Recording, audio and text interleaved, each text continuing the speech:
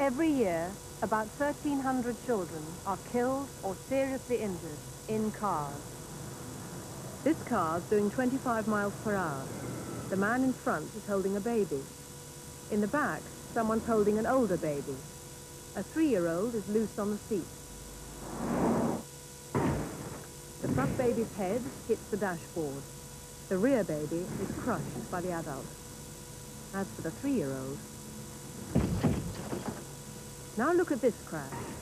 The babies in the front and back are in proper rear-facing baby seats. The 3-year-old in the back is in a child safety seat. All they would have suffered is slight bruising.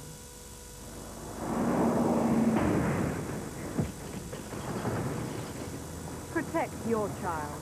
Fit rear seatbelts or child safety suits.